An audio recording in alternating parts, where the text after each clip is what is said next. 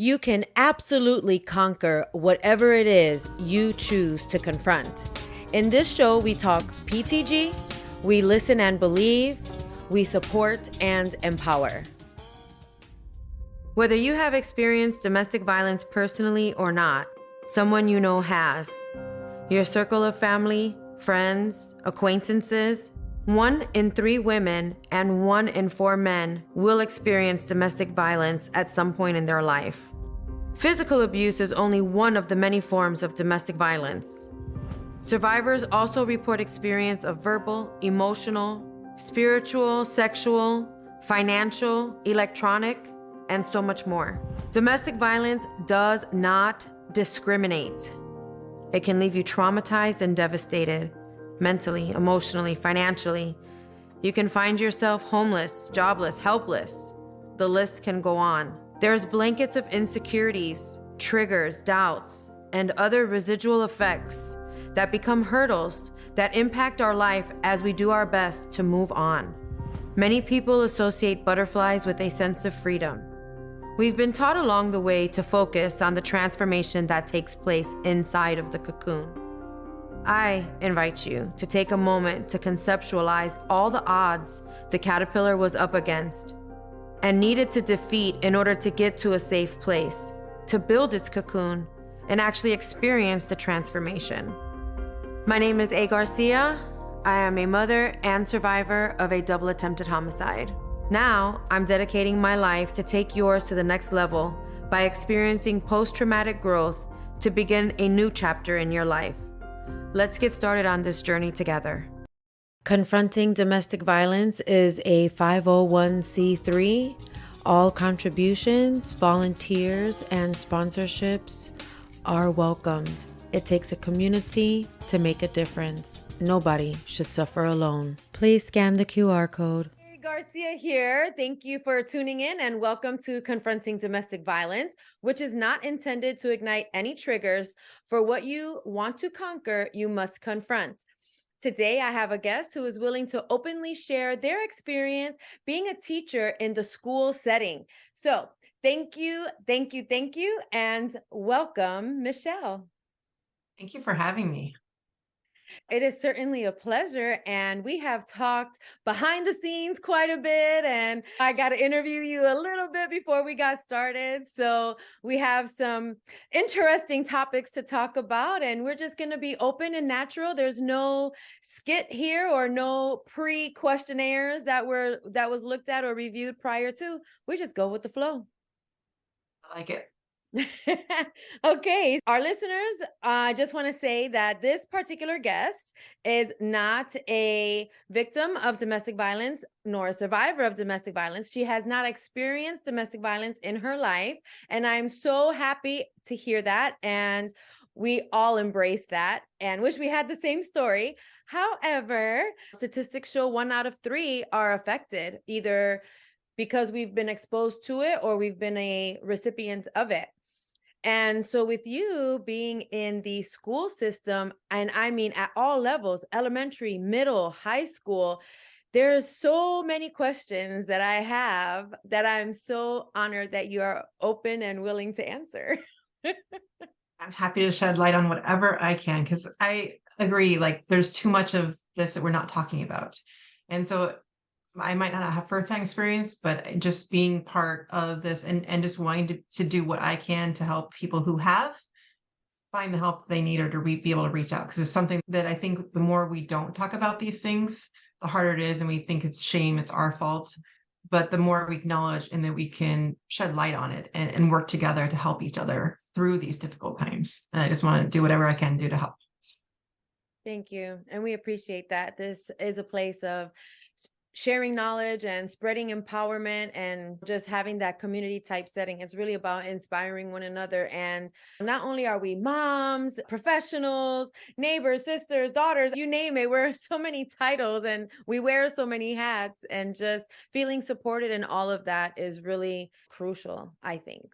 So I agree. Yes. yeah.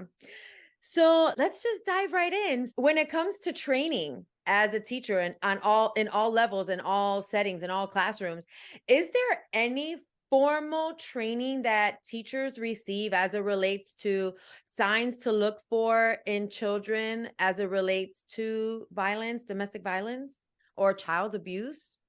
It has been a while since I've been in the classroom, but from what I can remember, like maybe a handout here or there, and maybe a little bit of in visual training, but it was more like how to talk to people. But there really wasn't much that I can remember in terms of if I actually saw it, what I should do.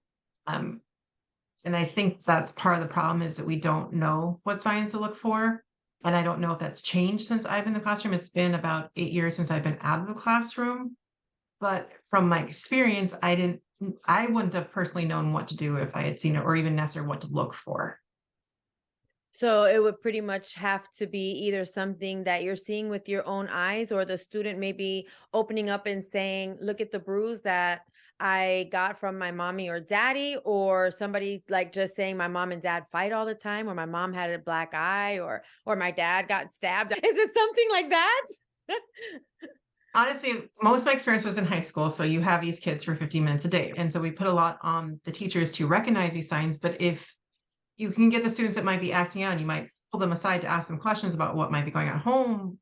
But a lot of them at that age aren't going to respond to you. Or the key is, I think, really is that you have to start to develop those relationships with them, which will take time. And then by the time you have that relationship, they're already out your door. And they might come back to see you during the day, but you're really only getting 50 minutes with 30 kids in your room at a time. And so to really, while you're supposed to have your eyes focused on the curriculum, making sure they're getting ready to test, making sure that they're going to get ready for college. And so it feels like the personal stuff is on the back burner. That's not important. And I think that's a detriment to what we're doing in terms, because it's all about the personal, the connection and the relationship. And I feel at fault for that as well. As much as I try to do that, it feels that we need a little bit more training and development into how to make that happen. Or I don't even know necessarily how possible it is when you see 130 kids a day, like to make those relationships, depending on how they're working it. Wow, you're really shedding a lot of light into that, because thinking about it for teachers, right, you have anywhere from 50 to 150 students a day, and then you have a job to teach, and then the children are looking for that connection. The children do seek that, and not just attention, but and connection, but also the recognition from you as a teacher. And so, and then if their parents are neglecting them or absent, or they feel lonely, and they're looking at the teacher to have that connection, it's like, how much of yourself can you truly extend, and how able are you to actually be able to look at them individually and assess if they're okay mentally and emotionally? I was teaching high school English, so between the workload of correcting papers and doing all that, that was at the forefront, making sure that happened before the relationship. So it becomes difficult to have. And also, also you think about in terms of parent involvement. I worked at a school where there wasn't much parent involvement, but at the same time, I think also if you hear from your teacher, your first reaction is, oh, as soon as the phone rings, like, right? If you recognize the number, or because even as a society, we have this idea only negative information is going to get transmuted back to me. The teacher's calling me because my kid didn't turn their work or my kid acted up. And at our school, we were trying to change that philosophy a little bit with postcards or things, to trying to point out the good things. But I think part of it is that we've been focusing on the negative so long. We have these expectations they need to meet. And if they don't meet them, then there's something wrong. And so each kid is so different that we're not focusing on how to grow those strengths. We're always just, oh, they're not good at math, or they're not good at English, they need extra help in this. But it's not looking at the person as a whole. And I think I see that changing a little bit in my kids' school from the outside looking in a little bit. At the same time, we've always been so academic focused. And how do we make those changes? How do we start talking about emotions and stuff when we think that's not part of school? But that's the key to it, is being able to recognize why we feel the way we do, and then what can we do about it? Because we can't control anyone else but ourselves, but we can control our reaction to someone else. So that teenager that gets angry because of what's happening to them, what do they do with that anger? Are they going to bottle it inside? Are they going to acknowledge it and react differently because they're acknowledging it? Or are they just going to lash out because they don't know what to do? And unless we learn those skills and we're teaching them in elementary how to identify that, how to adjust to those feelings. Because as much as I say, oh, we're always going to be happy, that is never going to happen. We are humans. We're going to go through states, no matter how much personal development we do or not. But it's about the recognizing it and then acknowledging those feelings to say, how am I going to do I have that thought process where I can think about how am I going to react before I just react? And so that's where should be working with teaching our kids, but we're so focused on the academic. Even kindergarten is now the new first grade of the old days. There's no play. There's not as much playtime. My kindergarten was half day, or we had naps, or there is no such thing as a nap in my daughter's kindergarten classroom. Even in the 4K, it's half day, but now we have a half day 4K. And I think the work schedule has impacted this because really the kids are in school because of our work day. But how do we manage that? Or they're at school longer than they're with us as parents. That's right. And how do we balance that? But it really comes down to understanding the emotional intelligence and trying to get that across in the schools, which I see some schools starting to do that, but I don't know how much prevalent it is. But it really starts with that, because if we don't understand what to do with these feelings, or how to acknowledge them, or how to make better decisions, we're going to keep going through the same cycles. And when I was teaching again 8 years ago, I didn't see that help alongside of it. It was stuff that was starting to possibly come around a little bit. And again, I don't know how prevalent that is in schools today, but it is something that is needed in schools. And that's where I was going with all of this. Is basically what I'm hearing from you is, back then there really wasn't any resources available for them, but now 8 years later, and being the outsider looking in, and through your daughter, you're able to see that there are different types of resources there. But then the gap is still that emotional intelligence really isn't being brought to the table, or positive problem solving skills not being brought to the table early enough in school to really educate the children on how to better cope and better speak up and out, in order to not bottle it up and stay in a situation feeling isolated. Am I summing it up pretty well? And I think part of it is also educating the parents in how to respond to their kids after school.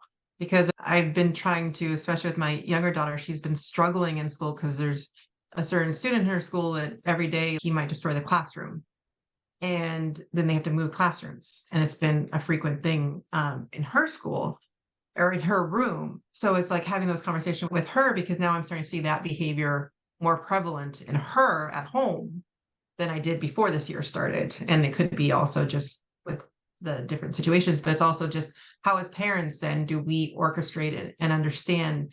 And I'm not saying it's a school, because kids are kids. Like it's all this adjustment periods, learning how to work with different people. But now my forefront job, thinking with my daughter, is how do I make sure that she has a safe place to come home and tell me about her day?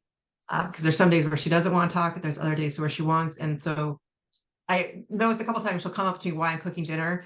And I just want to make sure, I'll say to her, Lily, can we do this in 5 minutes? Because I want to make sure I can give you my full undivided attention. I don't want to be half doing something. So orchestrating that point so that she can talk about her day and what emotions she's going through, to not have those same reactions, like that she's having that conversation. So we've been working on that, because I see that going between the two schools, between home and school for her. I want to make sure that she's got a safe space to talk about it. So I think as parents, we need to have that space for our kids. And it's hard with our schedules and it's after school activities and like all this stuff. But how do we start that? Even if we have those after school activities, and during that car ride into, let's talk about some of these things, and not let's just zone out. We got to make the time where we have it. And it's uncomfortable. Last weekend, I spent 45 minutes in the hallway talking with my son, sitting there in silence almost, because he didn't want to open up about what was going on with him. And it's that having those uncomfortable conversations and silences, and not always having to fill the silences, which is what I'm learning the hard way, because we were so ready to talk to and fix people's problems. So I can't just tell my daughter what to do with the problem at school. I need to let her just keep talking until she comes up with a solution, which has been hard. And almost pursing my lips so I don't just try to fix it. Because how does that help her problem solve? Years. Yes. Especially with the teenage years, which is why with my son, who's turning 12 on Christmas Eve, I was he's getting there. So it's like, Yes. how do we start that process now so they know? 'Cause I know those silent years are coming. Like the mood changes, the mood swifts. And so how do we make sure that we've left that door open to have those conversations with us in the school and out of the school? So I'm also with my daughter's situation, I'm emailing back and forth with the teacher and stuff and seeing how to handle that. So it's being on top of that stuff. But it's disheartening, but it's also reality. There are kids that are struggling and they need an education too. So it's like making that dynamic work. But knowing that my daughter's in this situation, I have to be more open to hearing her about her day, making sure I make the time to let her get that out, and express her feelings. Because it's about expressing them so that we can figure out how to adjust it. As teachers, sometimes that's a little bit harder because we don't have, when in the middle school and high school, and we don't have the kids for as long. Elementary, it's a little bit different. And so that's where I was seeing the emotion charts and stuff with the kids a little bit and taking that time, but it depends on the school. And I don't know how prevalent that is, but I was seeing that a little bit with their school. And I think, and correct me if I'm wrong, that the smaller children are more open and innocent with, they don't know really what they're sharing or what they're saying. They're just being boldly honest. I think that's the case till about third and fourth grade is where I think that shifts when they start to recognize and they all of a sudden want to be like, or and then they struggle, they want to fit in. And it's starting that way because I can even in those conversations with my first grade, I struggle to have friends or I struggle, I want to do this, but then this person won't let me. And so they're already starting to recognize, she's already starting to recognize that. But then I think there's even a bigger shift by the fourth and fifth grade when they're in their modes where they want to completely fit in or they're feeling like the outsider. And it's like, how do we encourage them to express themselves without feeling like they have to fit in, but can still be themselves? And that's a hard struggle because if they're not getting along with other students or stuff, that becomes hard. And that's where navigating those waters becomes so difficult as a teacher and a parent in those situations and trying to figure out, like if a student comes up to me when I was teaching high school and saying, well, I'm struggling with this group and stuff, it's how much do you get involved in calling those other students in, or how much do you listen to the student to see if they can work it out? But I always start with listening to the student and again, not trying to fix it first and letting them see what conclusions they can come up with. Then moving on to other steps, depending on how bad the situation is. But let's start with more listening and less fixing it. Purse your lips if you need to, and truly just let them, when they come to a silent, don't feel that as a need to jump in right away. Because usually when they have time to process or think, because a lot of times we are like, oh yeah, I know what they're saying, and you try to finish their words. That might not be what they were trying to say. And we've just shut them down. And Right. it's really, again, which what I stand for is just the connectedness of trying to connect as much as we can with each other. And the way we do that is really listening and not trying to, and really just, yeah, sorry, really listening to them, but really trying to let them navigate that as you're listening and validating their thoughts because they need to get these thoughts that keep going through their head out. But if you're going to tell them, oh, it's okay, or this or that, then they're going to shut that down. They're going to keep those thoughts are going to keep going. But you want to give them a release to figure out, oh, okay, this might be happening to other people, but they have to get that out themselves. You have to wait to listen until they are the ones that come up with the solution. And you may not necessarily like their solution all the time, but it's guiding them once they get there as a parent and a teacher. And that's what I was going to say, parent and teacher, because it's parallel. And it's like the parent and the teacher is co-parenting and relying on each other to build this same team type of aspect in raising the child. But it seems like it's just so much on both sides. And from me listening to this, it seems like there's that gap of just that like continuity between school and home and having this understanding of emotional intelligence. Because see, if when you teach that in the class but you're not teaching it at home, then there's this almost like contradiction, right? It causes confusion. And it seems like you're identifying gaps that need to be filled here as it relates to available resources or outlets at all levels of schools for children to go to without putting all of that burden really on the teacher and all of that maybe uncomfortableness on the child feeling like the teacher is the only place. If they just felt like there was a safe place without any scrutiny or opinions or judgments, there would probably be a lot more coming to that table that the children are able to release. And this is really just based on what you're sharing with me here. And I feel so compelled to, like, what do we need to do to fill these gaps here? Because it's so true. How and where can the kids really find a space to really work through that? Because I have to ask this question. When you went from elementary to middle to high school, did anybody share with you as a teacher through your training or through the books, through the university, wherever you went to be successful in that arena? Did anybody say, okay, this age group acts this way, so you should respond this way? Is there like categories on what behaviors to expect and how to respond? Or is this No, learned as you go? there is, that's part of the child development courses you take, at least I did with my education. And yes, there are like, again, those are ranges. And then we're boxing kids in. And the same thing with baby milestone. They should crawl by this and they should exhibit this by this. But again, these are generalizations. And each kid's different. Yes, we have those markers in our heads and like where they should be at. Same thing with the standards, right? Why we came up with educational standards so that every kid should reach this benchmark by this age.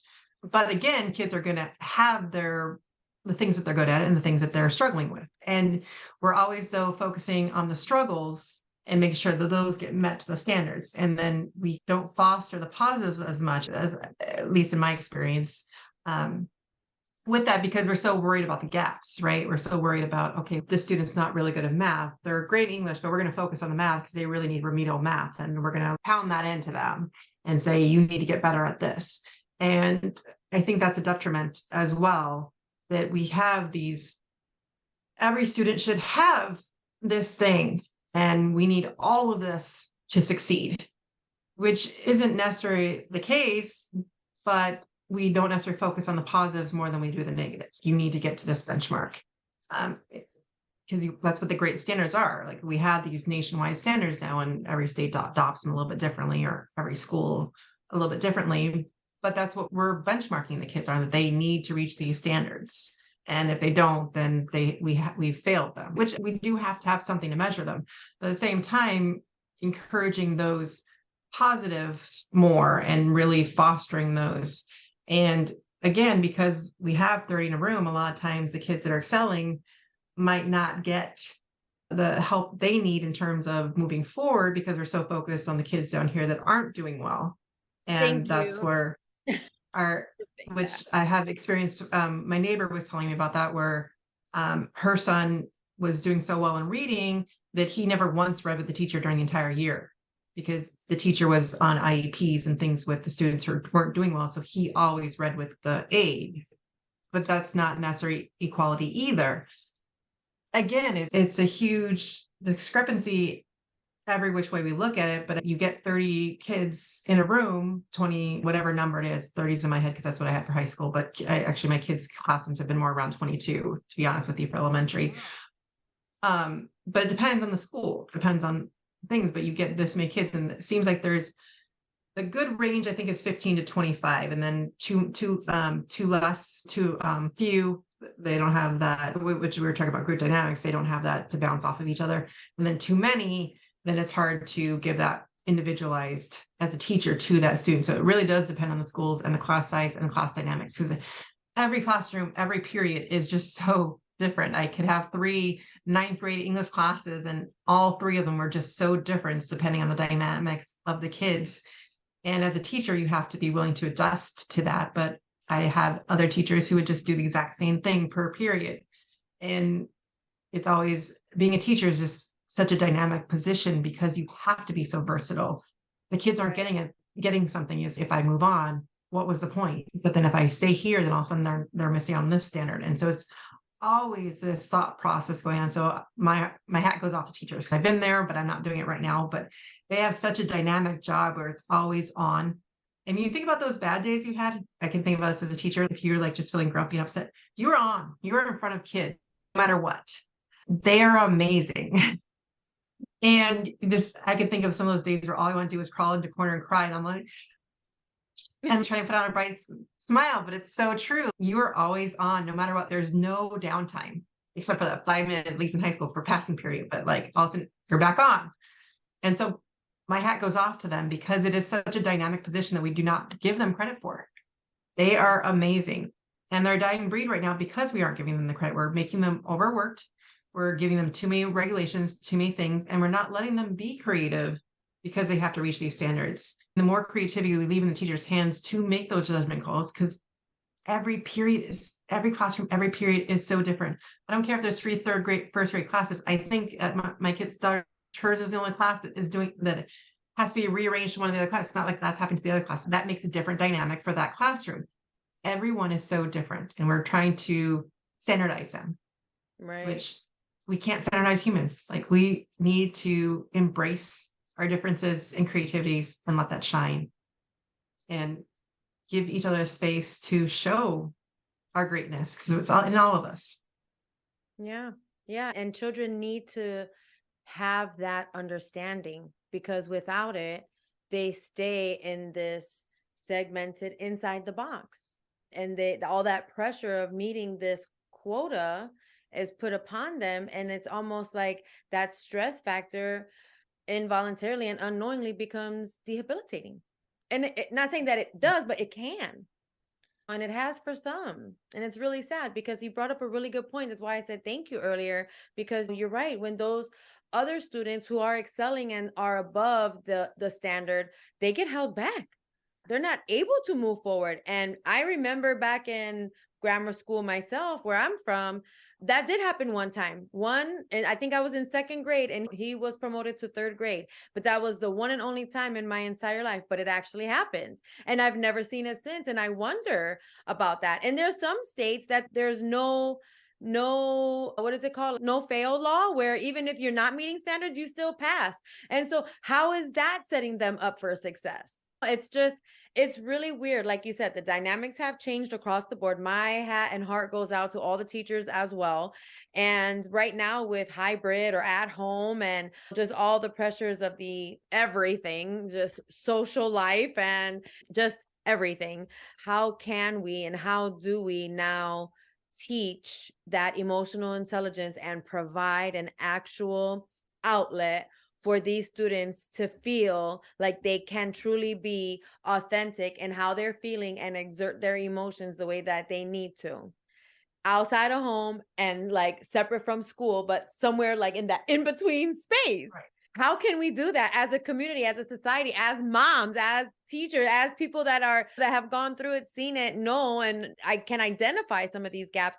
How can we close some of them? Do you have any ideas or suggestions to moms or teachers out there to maybe start something somewhere for these students and children, our future? For me, at least, so I don't want to generalize or anything, but for me, with my experience, what I want to say is it was really, which is why I create Connecting Mamas, it's really about the connection. But it's really, I think, as moms, really connecting to yourselves first and figure out what lights you up. Because before I did that, my son and I are like very similar in personality a little bit. And so we would have a screaming match like no other. He was a 6-year-old, 9-year-old. We would just be like having no other screaming match, right? I was like, there's no way you can't yell. I'm not saying I don't yell to this day, not anything at all. But what I noticed was when I finally started doing and figure out what I wanted to do, we generally connected. He suddenly, because I wanted to do this business, he all of a sudden wanted to help me with my videos or just do things and ask me questions and be supportive of it. And having these conversations, because he saw that it lit me up. And so it led us to do more genuine things together. And my recommendation, honestly, is starting with yourself. As backwards as it sounds, but as moms, we think that we need to focus so much on what the kids are doing. And we will schedule their day like nobody's others, but do we put time in there for ourselves or time to go with our friends or to figure out what we want to do? We need space and we need time to think about it, because when we start shining that, then we start bringing the kids in, and we're at the capacity now where I can have those conversations with my son. I can spend 45 minutes in the hallway with him in silence, which before it would have been a shouting match. Right. But it's taking that time and space and giving ourselves that grace and that feeling like we're human. I still do have shouting matches with him. They are lessened though. And I can see the thought process change in him. The other day when we were driving the car, he and his sister started fighting. And then I just said, fine, we're leaving. And we had I bit my tongue, and the entire 30 minutes back in the car was completely silent. No one said a word. Didn't have the radio, nothing. And he was just like, I know I need to go to bed because I didn't do this. And I was like, that's your choice. I'm not telling you anything. And so he goes to go get ready for bed. He puts himself in bed and he comes down 5 minutes later. Mom, you're right. I'm really sorry. And starts telling me something that his sister was doing that he didn't share in the car, what made him so upset, but he wasn't sharing that. And so it's really just more giving each other that space. And it takes time. And we're so impatient and we want to say, okay, we need to fix this right now. And it's really, I think for each of us, is just taking that step backwards and giving space between each other and trying to make that connection and making those intentional. Like I said, if you don't have much time because you're running around, have those car rides where you're asking, even, you don't necessarily need to start off like, oh, how was your day? Because everyone gets sick of that question, right? Right. You might want to say, what's something funny that happened today? But just starting the conversation about leave the radio off, leave everything off. And then just, even if they have those conversation cards, get something that just starts the process, because it's not that easy to necessarily come up with that stuff. So we're looking for new ideas to create new habits. Because right now we're in habits where we keep to ourselves. We don't want connections with other people. We say we want them, but we've, as a society, turned ourselves off. When you think about back in the day, people used to live in villages. People used to have stuff. All of a sudden now we have our little boxes. We drive our little boxes. And we're supposed to do everything independently. And we're supposed to know how to do anything. And if we don't know it, then we give ourselves problems and say that's when your negative starts. I should know how to do this. I'm really dumb. I should know. I should be able to do this better. And then we just have that negative self-talk. Really, though, comes down to giving yourself that space. And when we as moms start to take that space, then we can pass those habits on to our kids. And I think that's where it starts. It's just us individually making that choice to be intentional about it. I agree. Being intentional is the absolute guide, because you feel yourself, like you say, you can't control anybody but yourself. You don't know anybody better than yourself. When you're feeling triggered or your blood is getting warm and you know that you're about to respond or react instead of respond the way you want to. So if you're able to check yourself, is what I say, check yourself and remind yourself of what the intention is, you can quickly shift that trigger or that adrenaline that you're feeling at that time, because you're reminding yourself of your intention. And then when it's in front of your little guys, come on, you're the role model. What you're doing is they're either going to emulate that behavior or accept it later. I think that's the key right there, is what you said, role model, because they are going to do what you want. So when I think of myself before I became an entrepreneur, before I went through this personal development kind of journey, they would see me being that self-martyr, right? I'm just upset, I'm a little resentful, and they would see that. Now, because of what I'm doing, my son possibly might want to start his own YouTube channel or podcast. Like, just they do emulate you. And so when you are doing the things that you enjoy and want to do, they want to do that too, whether not necessarily things you want to do, but they want to do that as well. They want to see that. And they'll come to me and say, Mom, my son actually said to me, we're leaving for Florida. And he's, Mom, are you gonna take your computer? He's like, I think you need a break. I think you need to just leave the computer at home. He's telling me this now. It's working. Like, how beautiful. He's my little check now, because we are all human. But we all need those checks and balances. So now he's my check because I've been able to work with them and teach him these things. And so he's, Mom, leave the computer at home. You just need a mental break. Come on, come enjoy it with us. I love it. Coming from my almost 12-year-old. That is awesome. That is awesome. Oh my gosh.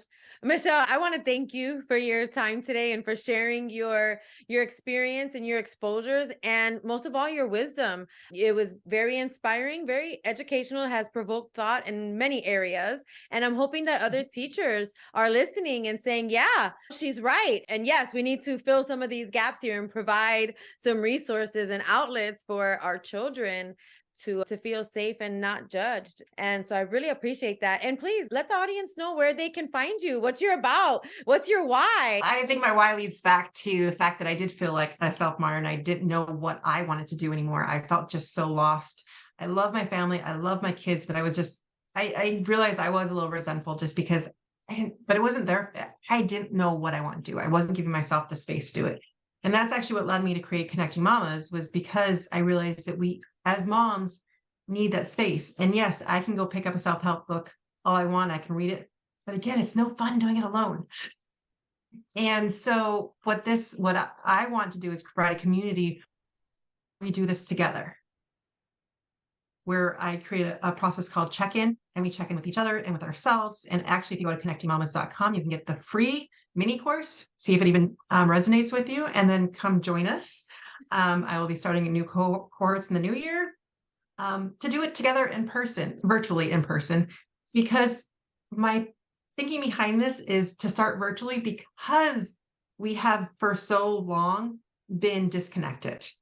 And so right now, I want to build a bridge for you. This is a virtual bridge where you would get a group of moms that after the course you could take with you and be your accountability in your group, no matter where you move, live, whatever. But this is your starting point, because I learned the hard way jumping into my first in-person one that I wasn't necessarily even ready for that. We're so used to doing things by ourselves and not asking for help that we need these little bridges. And so that's what I want to offer for mamas. I want to be that bridge for them, to do it in a safe space online. And it doesn't take as much time either, but it's a starting place, because right now I'm too busy. I can't do this.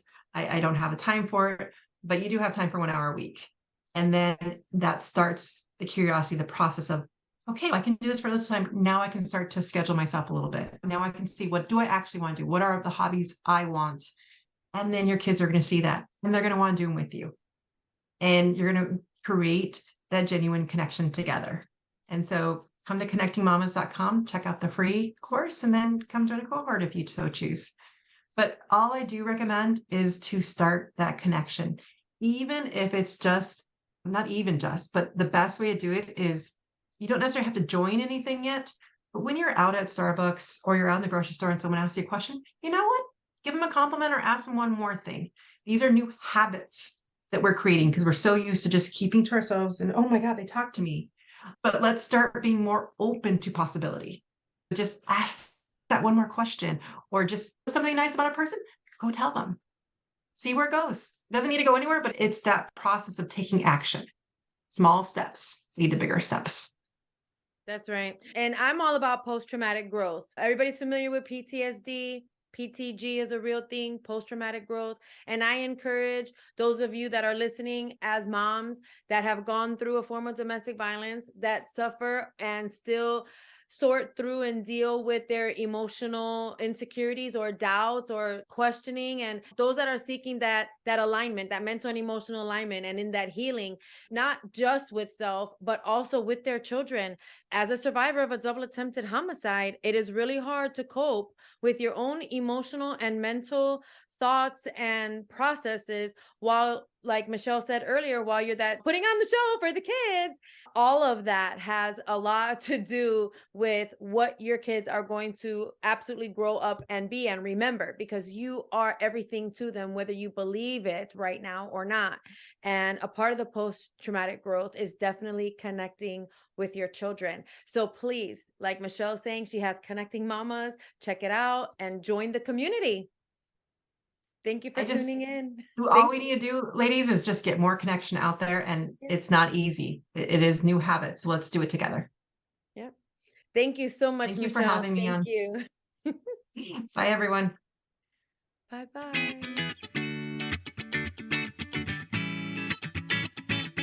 Confronting Domestic Violence is a 501c3. All contributions, volunteers, and sponsorships are welcomed. It takes a community to make a difference. Nobody should suffer alone. Please scan the QR code.